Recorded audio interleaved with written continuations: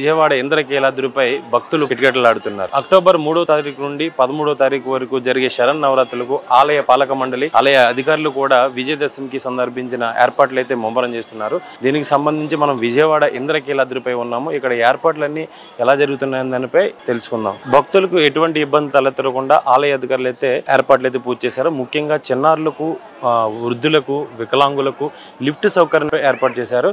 అదేవిధంగా సామాన్య భక్తులకు ఫ్రీ దర్శనం ద్వారా అమ్మవారి దర్శనానికి అయితే ఏర్పాటు చేశారు.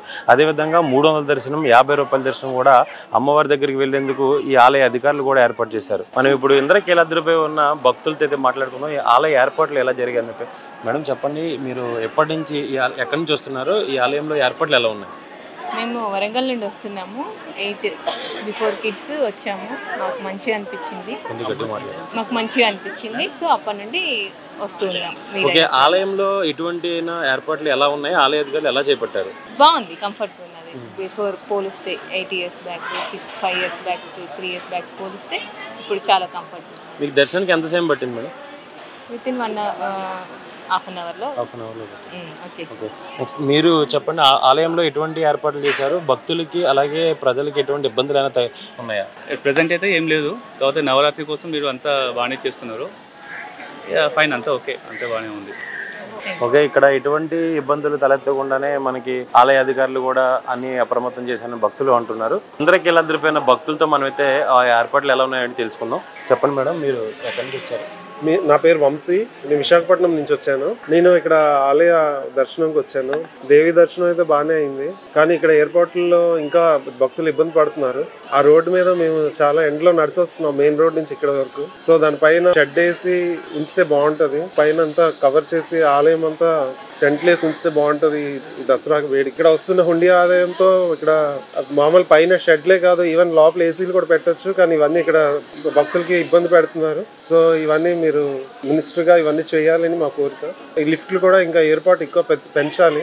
4 లిఫ్ట్లు సరిపోవట్లేదు, ఒక 10 లిఫ్ట్లను ఉండేటట్టు ఏర్పాటు చేయాలని నాకు విన్నతి. మేడం మీరు చెప్పండి, ఆ ఏర్పాట్లు ఎలా ఉన్నాయి? దసరా నవరాత్రులు మొదలవడం వలన ఏర్పాట్లు జనాలు, భక్తులు అందరూ ఎక్కువ స్థాయిలో వస్తారు. కాబట్టి కొంచెం ముందు నుంచి కొంచెం అన్ని ఏర్పాట్లు చేసుకొని భక్తులకి ఎటువంటి ఇబ్బంది లేకుండా, మేము విశాఖపట్నం నుంచి వచ్చాం. అంతంత దూరం నుంచి వచ్చిన భక్తులకి ఎటువంటి ఇబ్బంది కలగకుండా జాగ్రత్తగా మినిస్టర్లని చూస్తే మంచిదని అనుకుంటున్నాం. సందర్భంగా విజయవాడ కనకదుర్గమ్మ ఆలయంలో 3వ తారీఖు నుంచి 13వ తారీఖు వరకు మరి సంబరాలు విజయదశమి సందర్భంగా మరి అమ్మవారి దర్శనానికి వచ్చిన భక్తులకు కానీ, వృద్ధులకి, పిల్లలకు కూడా ఏర్పాట్లు ప్రభుత్వం అన్ని రకాలుగా సహకరిస్తూ కార్యక్రమాలను చాలా అద్భుతంగా నిర్వహిస్తున్నారని తెలియజేస్తున్నాను. నమస్తే అండి అందరికి.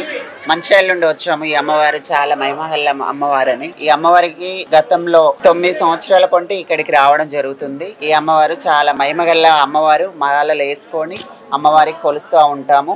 మంచిర్యాల నుండి వచ్చామండి. నమస్తే అండి. సిర్పూర్ కాగజ్నగర్ నుంచి, కొమరంభీం జిల్లా నుంచి వచ్చామండి. నేను అమ్మవారి భక్తురాలిని, దుర్గాదేవి. మా ఊర్లో టెంపుల్ కట్టించానండి.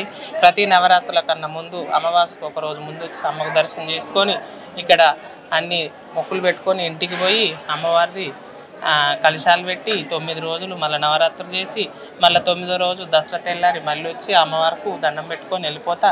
ఏ కష్టాలున్నా అన్ని తీర్ల అమ్మని నమ్ముకున్న కాబట్టి నాకు అన్ని వెండి కానీ, బంగారం కానీ, ఆస్తి కానీ అన్ని తీర్లా దుర్గతల్లి వచ్చిందండి. దుర్గతల్లిని నమ్ముకున్న వాళ్ళకు ఏదైనా జరుగుతుంది, అనుకున్న పనులన్నీ అవుతాయి. నేను సిరిపూర్ కాదు నుంచి స్వరూపం, మా దేవుడు స్వరూపం అని మాట్లాడుతున్నాను. ఓకే, ఇక్కడ ప్రధానంగా చూసినట్లయితే ఆలయంలో మీరు మంచిర్యాలను చూచారు, ఎటువంటి ఏర్పాట్లు చేశారు? అలాగే వృద్ధులకి, వికలాంగులకి ఎలాంటి ఏర్పాట్లు చేశారు? చాలా మంచిగా చేస్తున్నారు. మంచిగానే ఉంది. టెంపుల్లో అన్ని సౌకర్యాలు కూడా బాగున్నాయి. మేము లిఫ్ట్ దారిని వస్తున్నాం, లిఫ్ట్ దారిని వెళ్తున్నాం. మాకు ఎప్పుడైనా గౌరవిస్తారు. అమ్మని నమ్ముకున్నాం కాబట్టి మా ఎలాంటి లేకుండా మమ్మల్ని చల్లగా చూస్తుంది. వచ్చిన భక్తులు కూడా చల్లగా ఉండాలని ప్రతి నవరాత్రుల కన్నా ముందు వస్తూనే ఉంటా. ప్రతి నెలకు కూడా ఒకసారి వచ్చి అమ్మకు దర్శనం చేసుకొని వెళ్తూనే ఉంటా. మా ఊర్లో దుర్గతల్లి గుడి కట్టాను అమ్మవారిది. నేను ఎప్పుడు అమ్మవారి భక్తురాలుగానే ఉండాను. జై దుర్గాయై నమః. దుర్గే స్మృత హరితి భీతిమశేష జంతో స్మస్థై స్మృత మతిమతీవ శుభాన్ దదాసి. దారిద్ర్య దుఃఖ భయహారిణి కాత్మధన్య సర్వోపకార కరణాయ దయార్ద్ర చిత్త.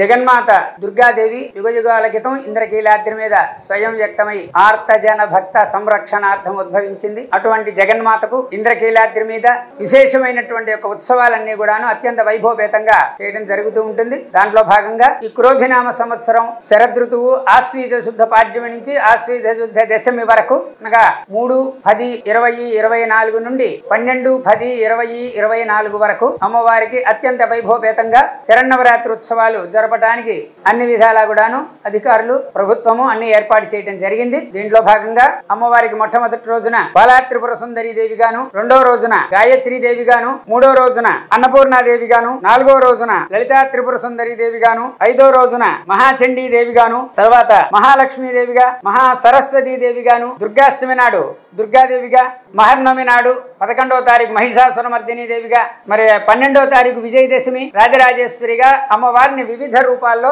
అత్యంత నయన మనోహరంగా సుందరంగా అమ్మవారిని అలంకరించడం జరుగుతూ ఉంటుంది. అమ్మవారికి శరన్నవరాత్రి ఉత్సవాల్లో ఉదయం 7 గంటల నుంచి 9 గంటల వరకు, మరి 10 గంటల నుంచి 12 గంటల వరకు కూడాను ప్రత్యేక కుంకుమార్చన కార్యక్రమము, అట్లాగే ఉదయం 8 గంటల నుంచి 11 గంటల వరకు త్రిచక్ర నవావరణార్చన యాగశాల యందు చండీ హోమము నిర్వర్తించడం జరుగుతూ ఉంటుంది. ప్రతిరోజు సాయంత్రం పూట దుర్గామల్లేశ్వరుల యొక్క నగరోత్సవ కార్యక్రమం అంగరంగ వైభవంగా అత్యంత మనోహరంగా చేయడం జరుగుతూ ఉంటుంది. వేద పండితుల యొక్క మంత్ర ఘోష వాయిద్య ఘోషల మధ్యన అమ్మవారు దుర్గామల్లేశ్వరులు నగరోత్సవం చేయడం జరుగుతూ ఉంటుంది.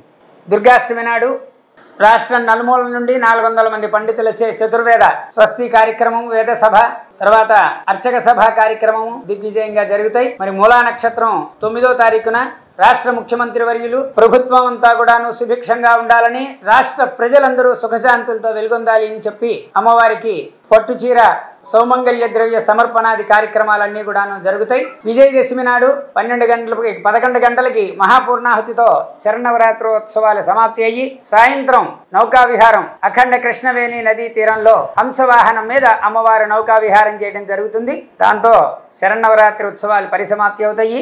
ఈ శరన్నవరాత్రి ఉత్సవాలు అత్యంత పవిత్రమైనటువంటివి, అత్యంత వైభవపేతమైనటువంటివి, సర్వశక్తి స్వరూపమైనటువంటివి.